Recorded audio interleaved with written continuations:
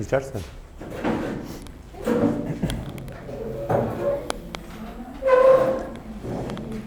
बेटा जहांगीर पढ़ लिए थे ना आप लोग? खटाखट पढ़ा जाएगा आज। 7 वाली एनसीईआरटी शाहजहां स्टार्ट करेंगे आप। कार्यकाल लिखेंगे 1628 से 1658।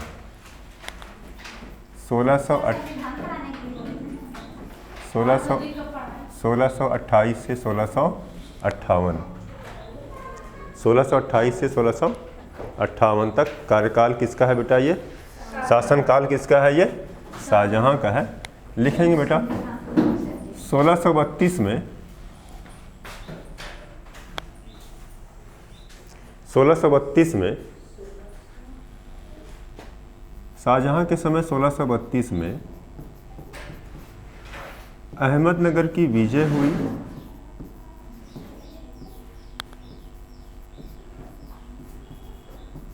अहमदनगर की विजय हुई थी। 1632 में शाहजहां के समय अहमदनगर की विजय हुई थी तथा बीजापुर से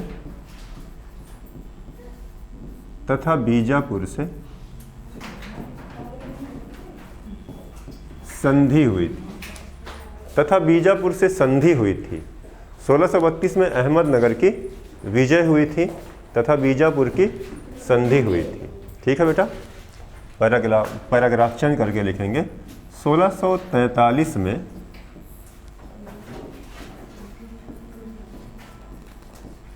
एनसीईआरटी 7 में बड़ी ज़बरदस्त बात लिखा है बेटा कि 1643 में ताजमहल का निर्माण हुआ था। 1643 में ताजमहल का निर्माण हुआ था। 1643 में ताजमहल का निर्माण कौन करवाया था बेटा? आप बताएंगे। शाहजहां ने। ठीक है बेटा, पैराग्राफ चेंज करके लिखेंगे 1657 में शाहजहां के पुत्रों में उत्तराधिकार का युद्ध हुआ था। 1657 में शाहजहां के पुत्रों में उत्तराधिकार का युद्ध हुआ था। 1657 में शाहजहां के पुत्रों में उत्तराधिकार का युद्ध हुआ था। लिखेंगे बेटा 1658 में औरंगजेब शाहजहां को बंदी बना लिया।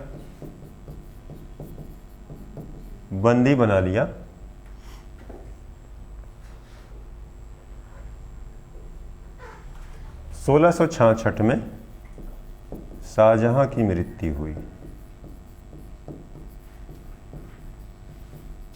1666 में शाहजहां की मृत्यु हुई। 1666 में शाहजहां की मृत्यु हुई। लिखेंगे शाहजहां का काल स्थापत्य कला का स्वर्ण काल था। शाहजहां का काल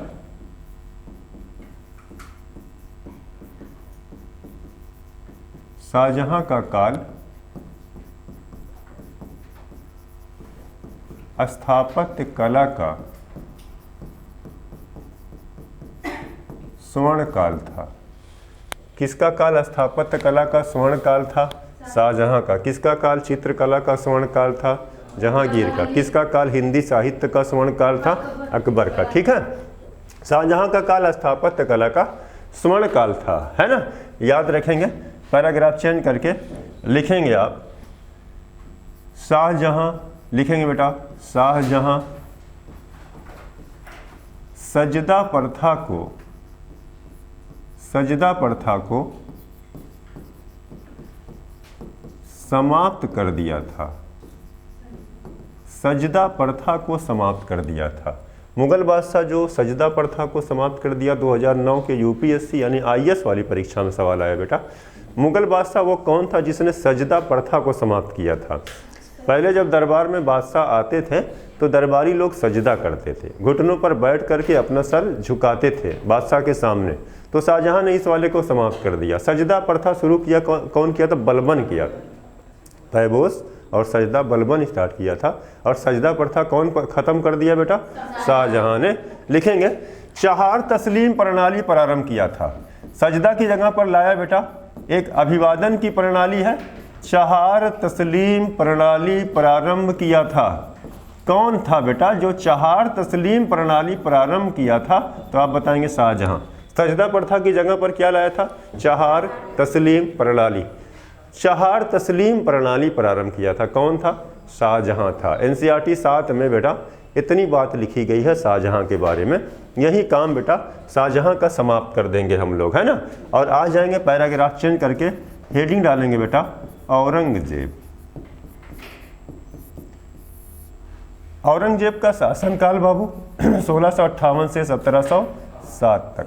शासनकाल 1707 याद रखिएगा, बहुत इंपॉर्टेंट है ना। औरंगजेब का शासनकाल है 1658 से 1707 तक।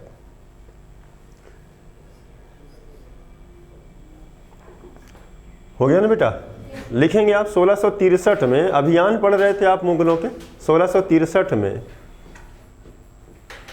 अहोम विजय किया था। अहोम विजय 1663 में अहोमों को किसने पराजित किया था? औरंगजेब के समय, है ना। अहोम विजय हुई थी 1663 में। अहोम विजय किया था, लिख लें अब यहाँ पर अहोम विजय किया था। अहोमों के बारे में एक चैप्टर आगे आएगा तो वहीं बताएंगे एक बार फिर से आप। 1663 में अहोम विजय कौन किया था? आप बताएंगे औरंगजेब किया था। लिखेंगे बेटा औरंगजेब के समय, ये एक बहुत इंपॉर्टेंट बात है, थोड़ी सी दिया गया, थोड़ा सा ही दिया गया है एनसीईआरटी 7 में। लिखेंगे औरंगजेब के समय, औरंगजेब के समय मराठों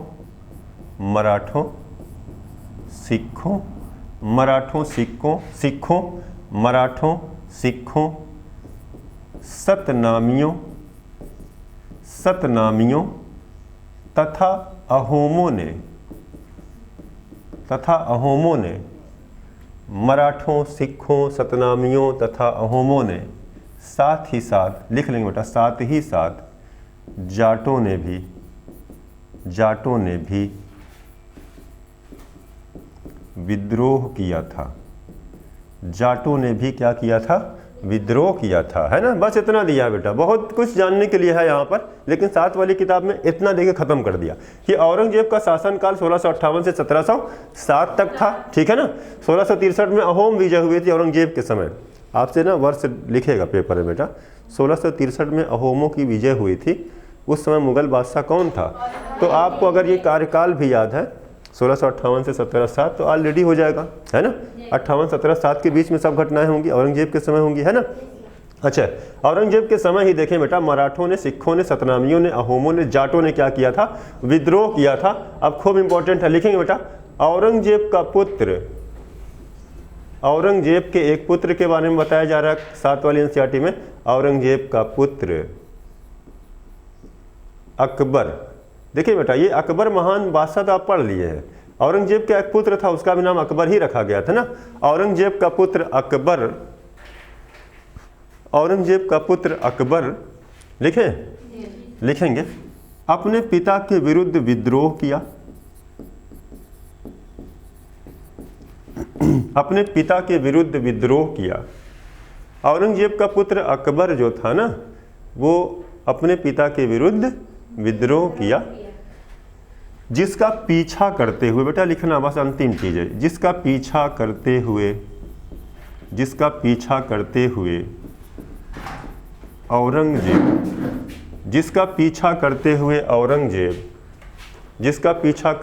औरंगजेब दक्षिण भारत गया था। जिसका पीछा करते हुए औरंगजेब दक्षिण भारत गया था। कौन लड़का था भाई जो विद्रोह किया था? औरंगजेब का पुत्र अकबर है। ये राजा नहीं बन पाएगा, ये है ना। ये औरंगजेब का पुत्र है अकबर। अकबर विद्रोह करता हुआ कहाँ चला गया था बेटा? दक्षिण भारत। और उसका पीछा करते हुए कौन गया था? औरंगजेब गया। पैराग्राफ चेंज कर दे, इतनी ही कहानी हम बाद में आपको बता देंगे, ठीक बेटा। लिखेंगे बेटा औरंगजेब, लिखेंगे औरंगजेब बीजापुर तथा गोलकुंडा को मुगल साम्राज्य में मिला लिया। ये बहुत इंपॉर्टेंट है, इतना छोटी सी बात, कुछ वर्ष नहीं दिया है ना, इसमें कोई वर्ष भी नहीं डाला। 1686-87 वो डाल सकता था, किताब में नहीं लिखा उसने। औरंगजेब ने क्या किया, बीजापुर और गोलकुंडा को मुगल साम्राज्य में मिला लिया। आपसे पूछेगा बेटा मुगल बादशाह कौन था जिसके समय बीजापुर और गोलकुंडा को मुगल साम्राज्य में मिला लिया गया था? औरंगजेब था। औरंगजेब का पुत्र जो विद्रोह करके भागा हुआ था, क्या नाम था? अकबर। इसी अकबर का पीछा करते हुए औरंगजेब कहाँ चला गया था? दक्षिण भारत। और दक्षिण भारत में लगभग 26 सालों तक वो उलझा रहा, मराठों से संघर्ष हुआ उसके समय, है ना। तो एक चीज़ याद लिखें बेटा, बहुत इंपॉर्टेंट है, पैराग्राफ चेंज करिएगा। और औरंगजेब के बारे में लिखेंगे बेटा, औरंगजेब को जिंदा पीर कहा गया, जिंदा पीर कहा गया। औरंगजेब को जिंदा पीर कहा गया। मुगल बादशाह जिसे जिंदा पीर कहा जाता था, कौन था बेटा? दरवेश कहा गया, दरवेश। जिंदा पीर और दरवेश के नाम से किस मुगल बादशाह को जाना गया? औरंगजेब को। औरंगजेब को जिंदा पीर या दरवेश कहा गया। ठीक है बेटा, लिखेंगे बेटा, जिंदा पीर या दरवेश कहा गया। लिखेंगे बेटा, इसने सिक्कों पर कलमा लिखवाना बंद कर दिया था। सिक्कों पर कलमा लिखवाना बंद कर दिया था। कलमा पवित्र मंत्र होता है कुरान का, है ना बेटा। उसने सिक्कों पर कलमा लिखवाना क्या कर दिया था? बंद कर दिया था। इतिहास लेखन पर प्रतिबंध लगा दिया। फटाक से अगली लाइन में लिखें बेटा, इतिहास लेखन पर प्रतिबंध लगा दिया। इतिहास लेखन पर किसने प्रतिबंध लगा दिया था? मुगल बादशाह पूछेगा तो औरंगजेब बता दीजिएगा, है ना बेटा। लेकिन ज्योतिष पर प्रतिबंध लगा दिया था। ज्योतिष पर भी प्रतिबंध लगा दिया, ज्योतिष पर प्रतिबंध लगा दिया। लिखेंगे अगली लाइन बेटा, संगीत पर प्रतिबंध लगा दिया था। संगीत पर प्रतिबंध लगा दिया मुगल बादशाह कौन था बेटा? आप बताएंगे, औरंगजेब था, है ना। इतिहास लेखन, ज्योतिष, संगीत, सिक्कों पर कलमा लिखवाना भी क्या कर दिया उसने? बंद कर दिया था, है ना। एक बात लिखेंगे बेटा, 1679 में जजिया कर लगाया था। जजिया कर कौन खत्म कर दिया था इससे पहले? अकबर ने जजिया कर को खत्म कर दिया था। 1679 में पुनः जजिया कर कौन लगा दिया था? औरंगजेब। लिख लेंगे, 1679 में जजिया कर लगाया था औरंगजेब। 1679 में औरंगजेब ने क्या किया था बेटा? जजिया कर लगा दिया था, है ना। लिखेंगे बेटा, लिखेंगे वेश्यावृत्ति पर प्रतिबंध लगाया। गांजा, भांग तथा अन्य मादक पदार्थों पर प्रतिबंध लगा दिया था। गांजा, भांग तथा अन्य मादक पदार्थों पर इसने क्या किया था बेटा? प्रतिबंध लगा दिया था। वेश्यावृत्ति पर प्रतिबंध लगा दिया। सिक्कों से उसने कलमा क्या कर दिया बेटा? हटा दिया था। इतिहास लेखन पर प्रतिबंध लगाया। ज्योतिष पर और संगीत पर भी उसने क्या किया था? प्रतिबंध लगा दिया। 1679 में उसने एक टैक्स लगाया था। कौन सा कर था बेटा? जजिया कर था, है ना। औरंगजेब अपने लड़के का पीछा करते दक्षिण चला गया। 26 साल वहीं दक्षिण में उलझा रहा और इसी बीच वो बीजापुर को जीत करके मुगल साम्राज्य में मिला दिया और गोलकुंडा को भी जीत करके मुगल साम्राज्य में उसने मिलाया। तो सवाल यही है बेटा कि औरंगजेब के समय ही बीजापुर और गोलकुंडा और बीजापुर ये दोनों स्टेट जो थे इनको मुगल साम्राज्य में मिलाया गया था, है ना। अच्छा, यहाँ देखें आप, औरंगजेब के समय 1663 में अहोमों को हराया गया था बेटा। अहोम विजय हुई थी कब? 1663 में। आ जाए यहाँ से एक तरफ से स्टार्ट करके देख लें आप, समाप्त करते हैं इसको, है ना। शाहजहां का शासनकाल 1628 से 1658 तक है। 1632 में शाहजहां के समय 1632 में अहमदनगर की विजय हुई थी बाबू। कहाँ की विजय हुई थी? अहमदनगर की विजय हुई थी। और साथ ही साथ आपने बताया था कि बीजापुर से क्या हो गया था? संधि हो गई थी, काम खत्म। ताजमहल कब बनकर तैयार हो गया था? 1643 में। ये पूछेगा तो बताइएगा आप, ताजमहल का निर्माण कब हो गया था? 1643 में। कौन करवाया था? लिखने की जरूरत है नहीं उसको बेटा, सब जानते भी होंगे। 1657 में औरंगजेब, ये शाहजहां के पुत्रों में कौन सा युद्ध छिड़ गया? उत्तराधिकार का युद्ध हुआ था। 1658 में शाहजहां को औरंगजेब ने क्या किया बेटा, बंदी बना लिया और 8 साल बंदी जीवन बिताने के बाद 1666 में उसकी मृत्यु हो गई, है ना। यहाँ आ जाए, शाहजहां का काल स्थापत्य कला का स्वर्ण काल था, खूब इंपॉर्टेंट है बेटा, याद रखेंगे आप, है ना। शाहजहां ने सजदा प्रथा को क्या किया था बेटा, समाप्त कर दिया था, बंद कर दिया था। तो इसकी जगह पर अभिवादन की एक नई प्रणाली लाया था, क्या नाम था उसका, चहार तस्लीम प्रणाली। कौन प्रारंभ किया था, शाहजहां। औरंगजेब आ गया 1658 से 1707 तक। 1663 में अहोमों को पराजित किया था ये, है ना। औरंगजेब के समय देखें बहुत से विद्रोह हुए हैं, एक लाइन में सब डाल दिया उसने किताब में, बहुत उसको फैलाया नहीं, है ना। क्या कह रहा है, मराठों का, सिखों का, जाटों का, सतनामियों का, अहोमों का विद्रोह हुआ था किसके समय, औरंगजेब के शासनकाल में। फिर आज आते हैं यहाँ पर आप, है ना।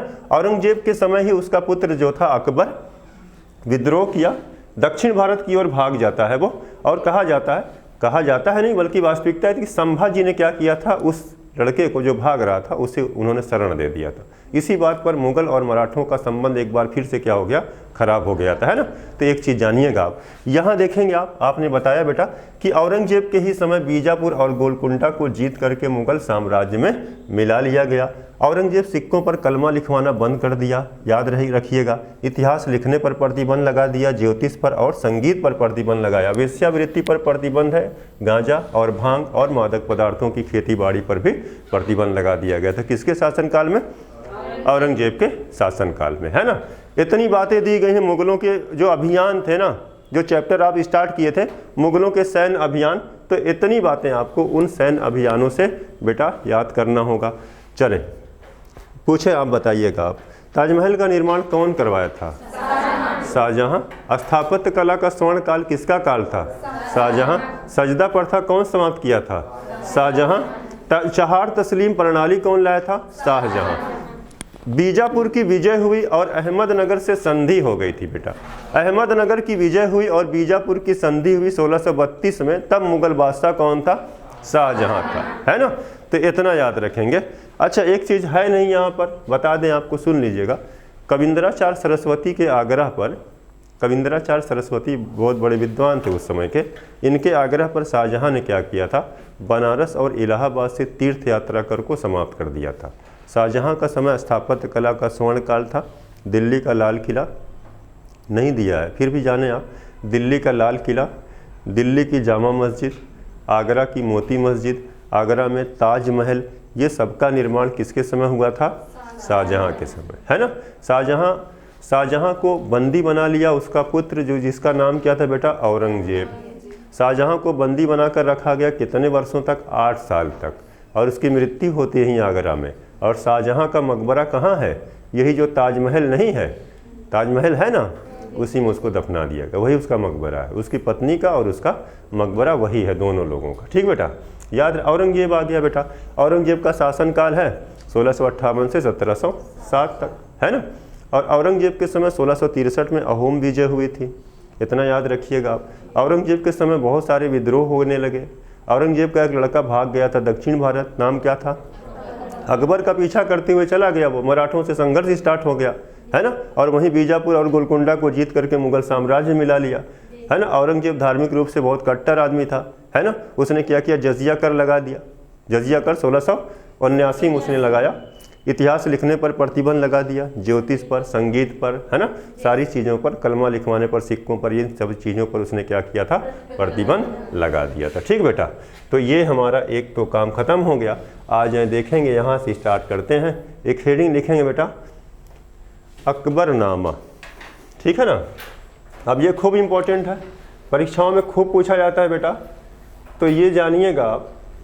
अकबरनामा के बारे में NCERT 7 में क्या लिखा गया है, खूब कायदे से देखिएगा आप। अकबरनामा, है ना।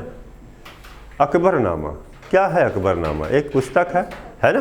किसने लिखा था बेटा, लिखेंगे, इसे अबुल फजल ने लिखा था।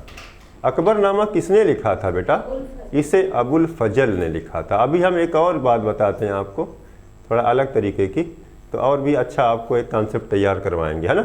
अकबरनामा किसने लिखा था बेटा, अबुल फजल ने लिखा था, ठीक है ना। लिखेंगे, अकबरनामा के 3 खंड अकबरनामा के कितने खंड है बेटा? 3 खंड है, उसे कुछ जिल्द बोला गया फारसी में। अकबरनामा 3 खंडों में है, 3 भागों में है, 3 खंड इसके हैं, 3 पार्ट इसके हैं। अकबरनामा के 3 पार्ट मिलते हैं, फर्स्ट, सेकंड और थर्ड, है ना, जिसे क्या कहा गया बेटा? 3 जिल्द। 3 जिल्द अगर जूनियर वाले होंगे ना, यूपी टेट वाले, उन सब का काम हो जाएगा बेटा, है ना। अकबरनामा 3 खंड यानी 3 जिल्द में है, समझे आप। लिखेंगे बेटा, पहले खंड में देखें, पहला जो खंड है बहुत इंपॉर्टेंट, पहले खंड में अकबर के पूर्वजों का वर्णन है, अकबर के पूर्वजों का वर्णन है, अकबर के पूर्वजों का वर्णन है। पहला जो खंड है, पहला पार्ट है ना। अकबरनामा पार्ट 1 कौन लिखा? सब वही लिखा है, अबुल फजल। किसका दरबारी है? अकबर का है। अकबर के नवरत्नों में से एक नवरत्न है ना। अभी हम आपसे पूछेंगे अकबर के नवरत्नों में कौन कौन से लोग थे, तो हमको बताइएगा, है ना।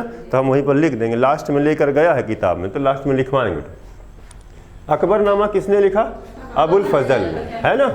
इसका एक भाई भी है दरबार नवरत्नों में, अबुल फजल तो है ही मैडम नवरत्नों में, अबुल फजल का एक भाई भी है, फैजी, है ना, फैजी, वो दरबार में एक और इसका सगा भाई है ना।